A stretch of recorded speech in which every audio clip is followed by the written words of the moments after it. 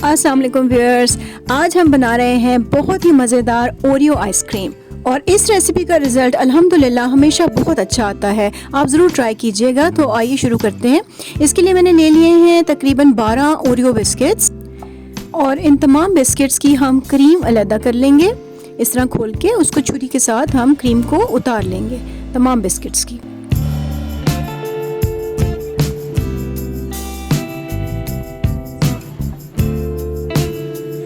चलें जी, ये तमाम बिस्किट्स की क्रीम मैंने हटा ली है। अब इसमें से आधे बिस्किट्स को मैं ग्राइंडर के अंदर बारीक पीस लूँगी। बिल्कुल इनका हमने चूरा बना लेना है बारीक।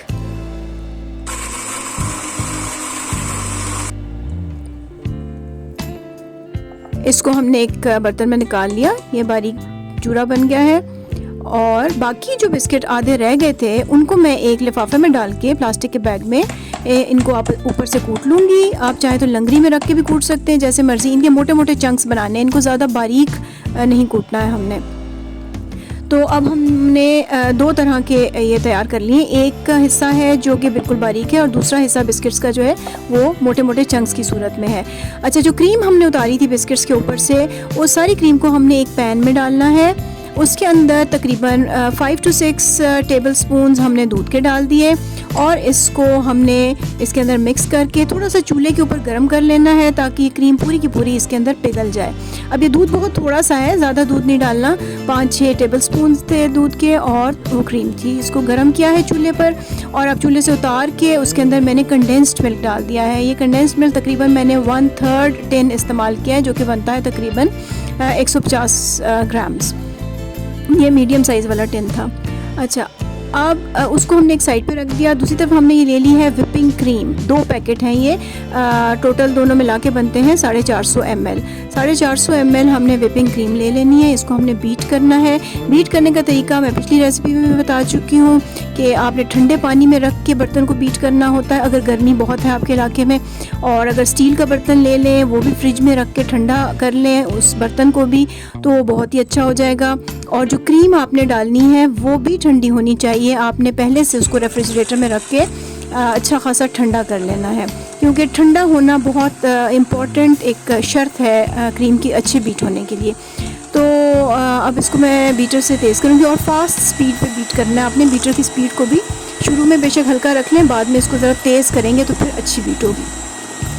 अब मैंने इसको 6-7 मिनट बीट किया है। तो आप देखें कि इसके अंदर ये वेव्स बन रही हैं, बहुत हार्ड हो गई है, अच्छी तरह से बीट हो गई है, बिल्कुल फोम की तरह ये देखें बन गई है। और इसको आप बर्तन को उल्टा करें, सीधा करें, जो मर्ज़ी कर लें, बिल्कुल ये हिलती नहीं अपनी जगह से, सख्त हो जाती है ये जब ये इसके बीट हो जाने की निशानी है कि ये बहुत अच्छी बीट हो गई है। अब हम इसको निकालेंगे एक बड़े बर्तन में, क्योंकि अब हमने इसमें मिक्सिंग करनी है बाकी चीज़ों की। तो वो बर्तन छोटा था, बड़े बर्तन में मैंने निकाल लिया इस क्रीम को। और ये वो ओरियो बिस्किट्स का पाउडर है जो मैंने ग्राइंडर में बारीक पीसा था, इसको मिक्स कर लेना है इसके अंदर। ठीक है, अच्छी तरह से इसको स्पैचुला के साथ फोल्ड कर लिया। और इसके बाद हमने क्या करना है कि वो जो हमने पैन के अंदर क्रीम मिक्स की थी और उसमें कंडेंस्ड मिल्क मिक्स किया था और 5-6 चम्मच दूध के डाले थे, वो वाला मटेरियल भी सारे का सारा हमने इसके अंदर डाल के अच्छी तरह से इसको फिर फोल्ड कर लेना है। अच्छा, ये गर्म नहीं होना चाहिए, वो जो पैन वाला मटेरियल था ना, याद रखिएगा उसको गर्म नहीं होना चाहिए, ठंडा होना चाहिए। अच्छा, ये मैंने अब वो जो ओरियो के चंक्स मोटे मोटे बनाए थे वो भी डाल दिए हैं। ये ज़रा हमने मोटे रखे हैं ताकि वो आइसक्रीम में जब मोटे मोटे चंक्स आते हैं तो बड़ा अच्छा लगता है। तो उसको भी अच्छी तरह से मिक्स कर लिया। अब आप कोई सा भी बर्तन ले लें जो आप फ्रीज़र में रख सकते हैं, चाहे मेटल का बर्तन हो या शीशे का बर्तन हो, जो भी आपको पसंद हो या अवेलेबल हो वो आप ले लें और उसके अंदर ये सारी चीज़ आप डाल देंगे। ऊपर से मैंने इसको प्लेन कर दिया है और इसको कवर करना नहीं भूलिएगा। इसको प्लास्टिक शीट के साथ, ये मैंने क्लिंग रैप के साथ इसको कवर कर दिया है। आप किसी भी प्लास्टिक शीट के साथ कवर करके अच्छी तरह बंद करके टाइट इसको फ्रीज़र में ओवरनाइट रख दीजिए।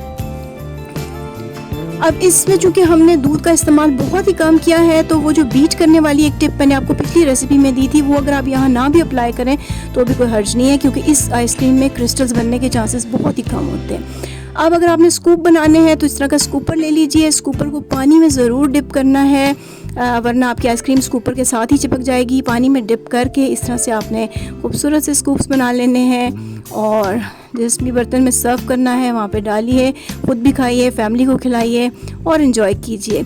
अगर आपको मेरी ये रेसिपी पसंद आई है तो इस वीडियो को लाइक कीजिए, फ्रेंड्स एंड फैमिली के साथ शेयर कीजिए और मज़ीद अच्छी अच्छी रेसिपीज़ के लिए मेरे चैनल को सब्सक्राइब कर लीजिए।